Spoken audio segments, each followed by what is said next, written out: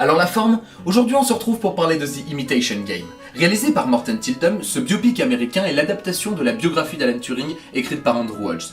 Elle est nommée Alan Turing The Enigma et Alan Turing ou l'énigme de l'intelligence en français. Le film est sorti le 28 janvier 2015 en France. L'histoire débute en 1951, après un cambriolage au domicile d'Alan Turing. L'inspecteur responsable de l'enquête ne comprend pas pourquoi un cambrioleur serait rentré pour ne rien prendre et décide de fouiller le passé du professeur. On se retrouve alors en 1939, au début de la guerre. Alan décide de se rendre à Bletchley Park pour rejoindre l'équipe de cryptographie chargée de décrypter la machine utilisée par les nazis, nommée Enigma.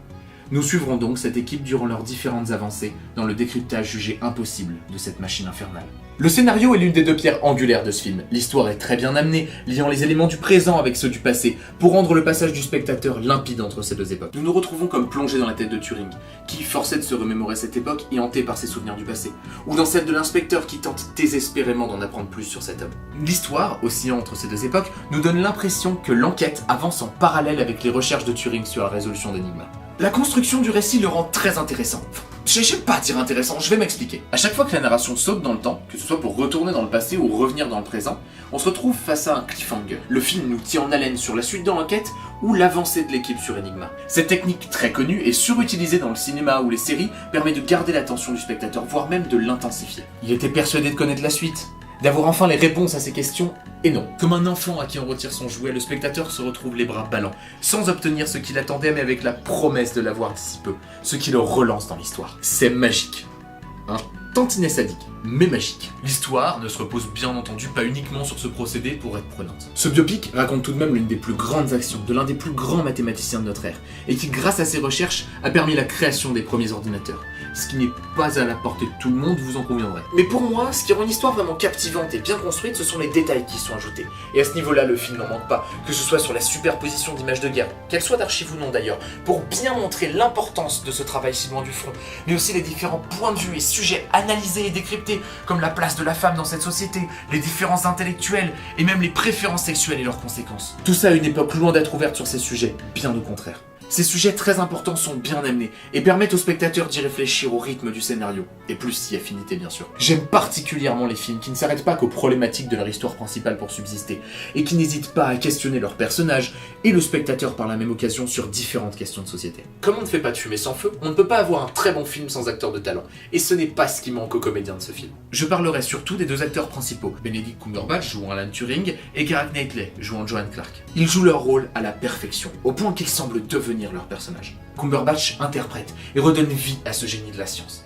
D'un côté, un scientifique brillant, et de l'autre, un solitaire antipathique. Un combo très bien maîtrisé par l'acteur. Quand j'ai appris que le rôle était d'abord réservé pour Leonardo DiCaprio, j'ai eu énormément de mal à imaginer quelqu'un d'autre que Benedict Cumberbatch sous les traits d'Alan Turing.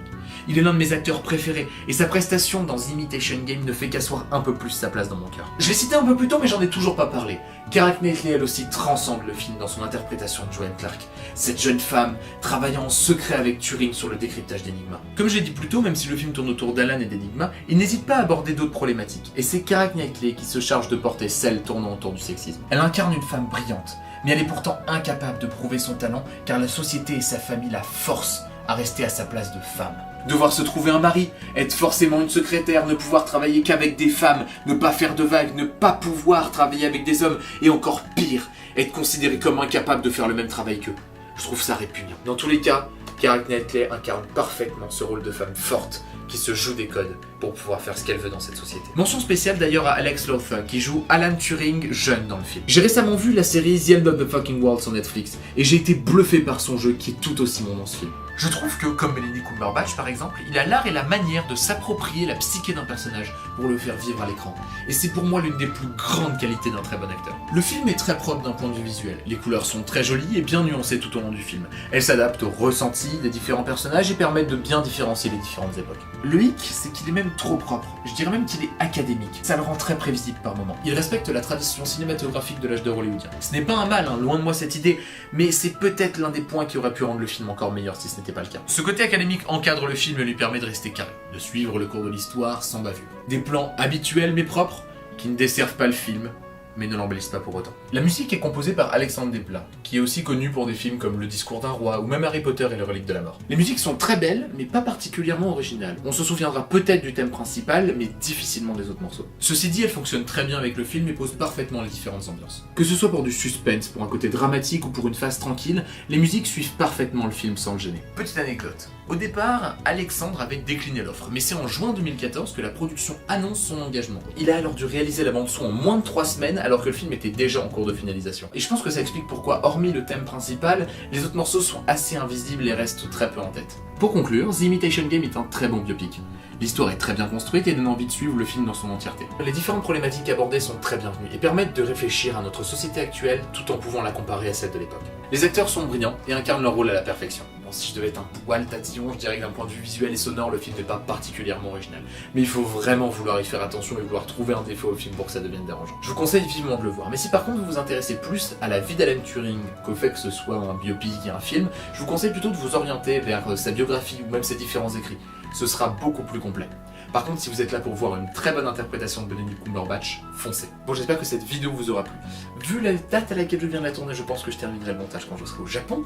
Et donc j'espère que vous verrez bien cette vidéo et ce message, sinon c'est la merde. En attendant, si vous avez aimé la vidéo, vous pouvez mettre un like comme d'habitude, un dislike si vous avez pas aimé, un commentaire, partagez, ça permet de faire connaître la chaîne, et abonnez-vous si c'est pas déjà fait.